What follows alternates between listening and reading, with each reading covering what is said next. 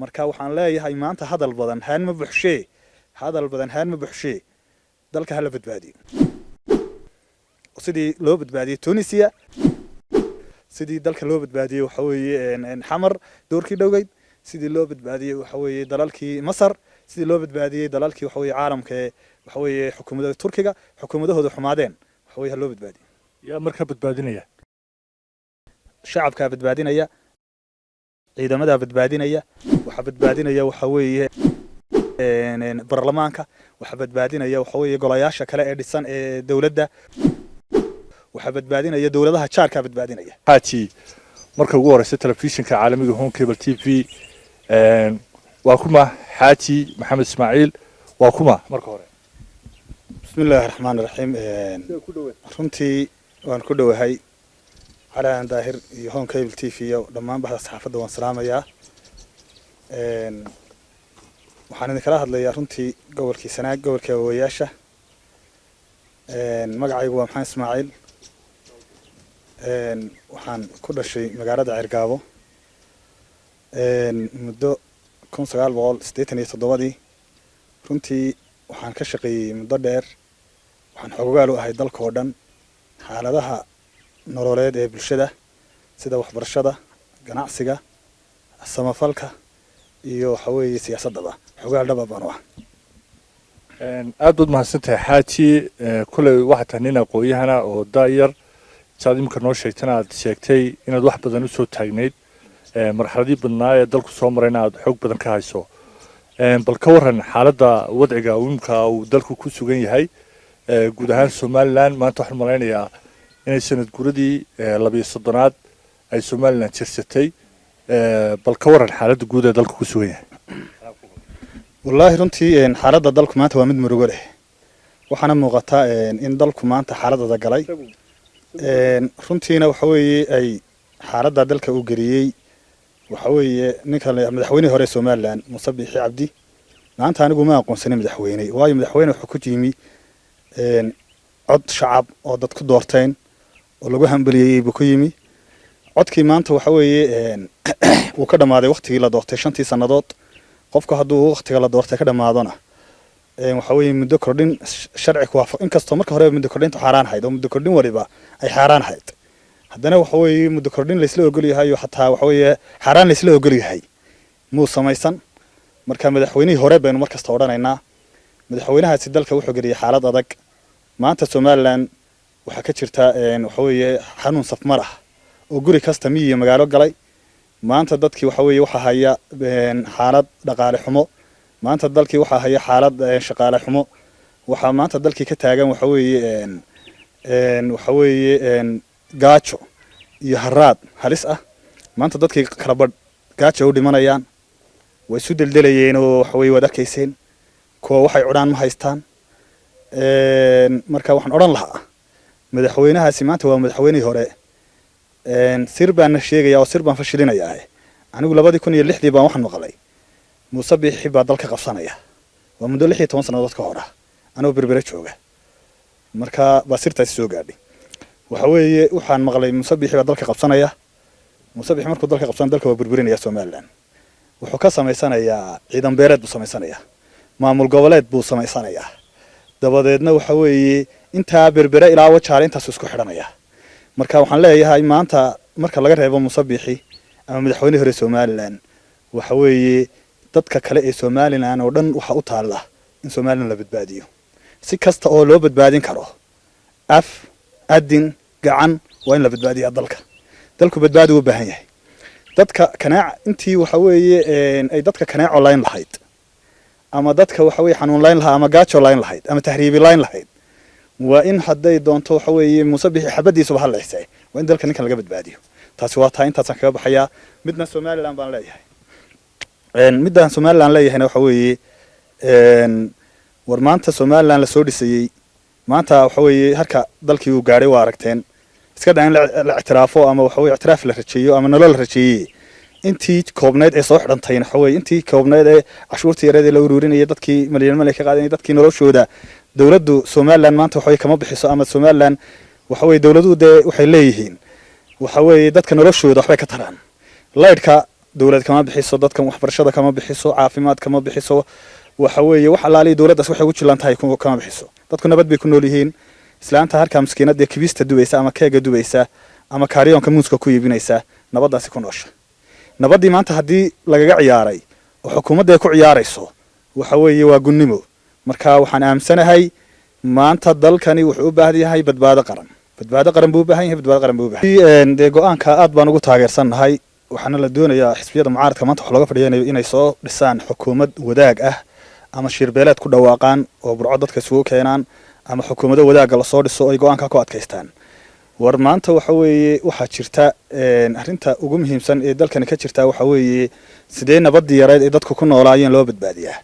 maanta xukuumadda musabixi dad shacab ah oo aan qori sidan oo calan sita bi hargeysa dhexdeeda xabad la dhacday inaga aajay isu daldishay oo geedadkiisaga soo lushay maanta waxaa caddaan ah in dadkii shacabka ahaa ee waxa weeye xasaanadooda la ilaalinaya jeerasha ka buuxaan marka maanta waxa weeye uma baahnin dal la kala tagsiiyo maanta gobol walba awdal gebilay lascaanood ergaabo hargeysa burco oodweyne goberbera gobol walba maanta way ka jirtaa baahidu dadkii gaaja ka jirtaa sixir barar baa ka jira dadkii noloshoodii wuxuu dhan waa jiraan marka waxaanu doonaynaa dhibaatadii dadka way wada gaadhay meel gaar wax u qaadatay dembi gaara ulay ma jirto dembiga uu ninkaas waxa weeye dictatorka geystay iyo xukuumaddiisa iyo waxa weeye intiisa heegadaana waxa weeye looma aaneyn karo qabiil degaan looma aaneyn karo dadku way siman yihiin dalkana waxa weeye dadkuna waa midaysan yihiin waa Somaliland inta wala isla ogyahay haddaba waxa la rabaa si baarlamaanka waxa laga rabaa maanta baarlamaanka Somaliland inay dalka badbaadiyaan golaha guurtida waqtigoodu waa dhacay waa nimankii waxa sameeyay waxa weeye iyagu hadal ma leh waxa weeye eelka kii dhigay orgeeto la noqon maayo waxa la noqonayaa waxa baarlamaanka ciidanka waxa la rabaa inay dalka badbaadiyaan baarlamaanku inay dalka badbaadiyaan waxa weeye bulshada kale ee shacabka inay dalka badbaadiyaan baa la rabaa taasi wata shalayta waxa la yimayd keeba ugu dambeeyay kala siisido shalayta madaxweynihii hore ee Soomaaliland Musabixi Cabdi oo gudoomiyana oo xisbiga kulmiye hadeer gudoomiye u ah baa waxay soo saareen xisbiyada mucaaradku xuquuqdii waanu kala noqonay war xuquuq ay idinka bariyayeen oo waxa weeye idinku aw haysiin oo jeebkiina ka bixinaysan horta ma jirto xisbi la siman lacag ka jaraya ama xuquuq ka jarayana adduunka de waa ceebta ugu weyn oo wax dhacday maaha marka maanta waxa la yiri waxa weeye war maalin bay dhaweed war maanta waxa weeye maantay dhowdahay maanta nabada yari burburinay waxa weeye ay deemaanta taagan tahay maanta waxa la yinin hadduu waasho tolkiisa u miir qabee warnikaas de hal la qabto hal laga xidho dadka maanta sharci kuma fadhiyo waa bilaa sharci waxa weeye waa sharci darro dastuur ilaahay iyo ummadiisa iyo gaalo iyo islaamba wogyihiin ninkaasi emailadiibu ka jawaabi waayay beesha caalamka soo diri jirtay ninkaasi waxa weeye wuxuu ka waxa weeye telefoonadiibu qaban waayay ninkaasi culimadii buu diiday waa gardiid waa alladiid intaasi horta waa taa war dadkan Soomaaliland degan bariya galbeed war hal isku tashado anigu waxaan oran lahaa taladii ma dhamaane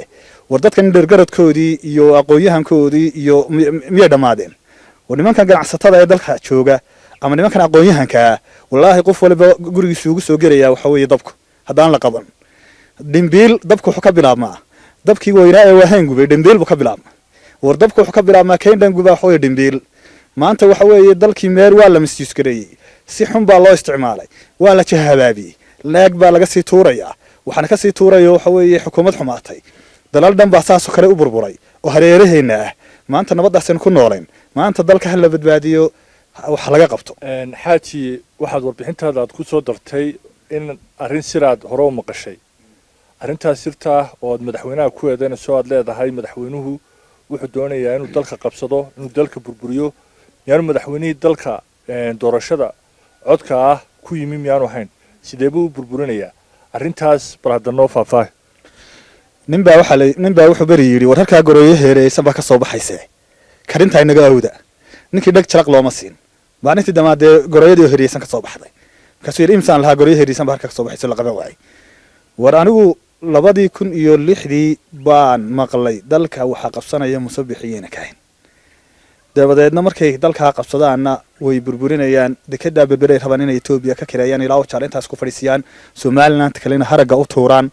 waxa weeye nimankaasi way ku talagaleen maanta tallaabo kastoo ay qaadaanna tii baa u muuqata maanta muuse waxa kala weyn Soomaaliland oo jirta waxa kala weyn waxa weeye hantidii uu boobay iyo dhulkii uu boobay iyo godobtii uu galay meel uu dabada la galo ciidan beereed uu dabada la galo oo halkaa uu ku go'o maanta waxa weeye Soomaaliland hasku tashato maanta Soomaaliland waa aragtaa waxa weeye maanta hadii la qaban waayo oo xaaladaasi waxa weeye wax laga qaban waayo dalkaasi waa tagayaa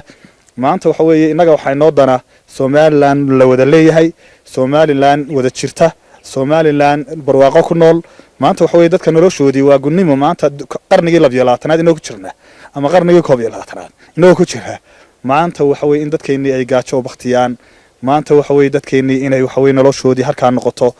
maanta magaalooyinka waaweyn baa saa looga ooyaa camal la'aan xaaladdu way adag tahay waxa ugu weyn maanta dalka jira xanuunka safmarka ah bal cusbitaalada hala tago qolada mucaaradka laftarkeeda waxaan leeyahay waxa weeye hadal badan iyo wax in la isu jawaabo tifiyada la isaga jawaabo macna weyn oo ku jira ma jiro dalku wax qabad buu u baahan yahay meeshaad ku qoysato waxa weeye baa lagu qalajistaa waxa weeye dalkan dawladda loo soo dhiso degdeg inay ku qabanayaan doorashooyinka runtii commissionku iyagoo commission cusub oo eed ma leh laakiin markii horeba in 13 November doorashada lagu qabtay ahayd sida sharciga laakiin hadii 9 bilood ay qabsadeen yiraahdeen anagu 9 bilood baan doorashadii madaxtooyada ku qaban karnaa de hadalba maanta kama yaalo 9 bilood baa looga fadhiyay in doorashadii madaxtooyada ku qabtaan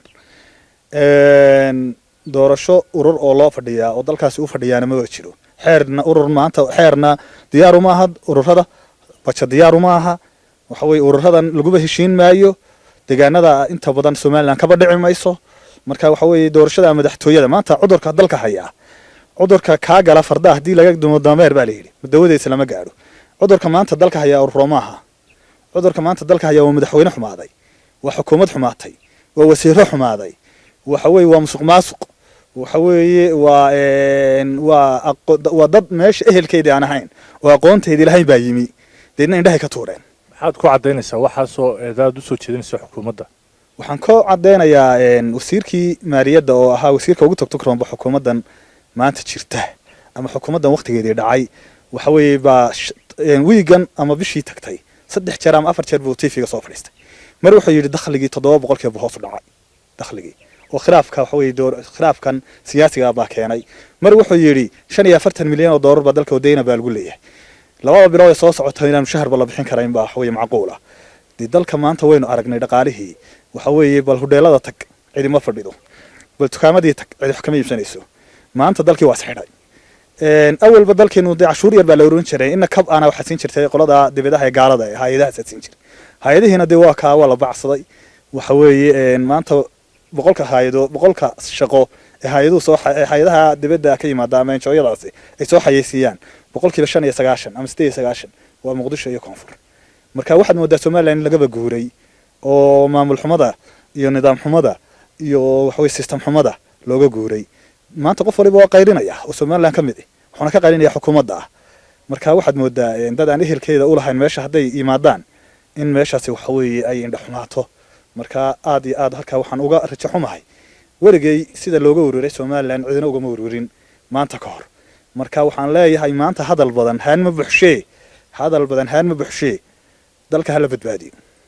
sidii loo badbaadiyay Tunisia sidii dalka loo badbaadiyay waxa weeye xamar doorkii dhawgeyd sidii loo badbaadiyay waxa weeye dalalkii Masar sidii loo badbaadiyay dalalkii waxa weeye caalamka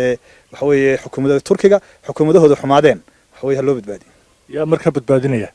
shacabka badbaadinaya ciidamada badbaadinaya waxa badbaadinaya waxa weeye baarlamaanka waxa badbaadinaya waxa weeye golayaasha kale ee dhisan ee dawladda waxa badbaadinaya dawladaha jaarka badbaadinaya marka waxa weeye inta waxaan leeyahay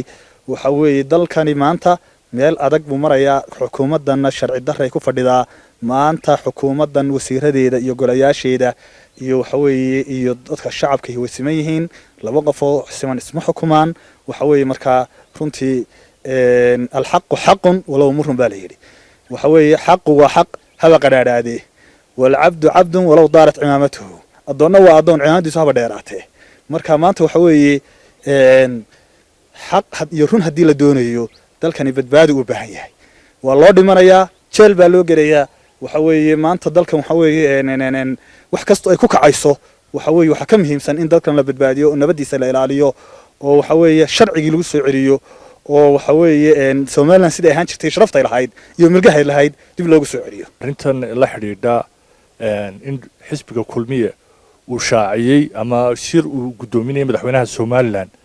inay kala noqon doonaan gurnadii ay qaadan jireen xisbiyada mucaaradka arrintaas sidoo aragtay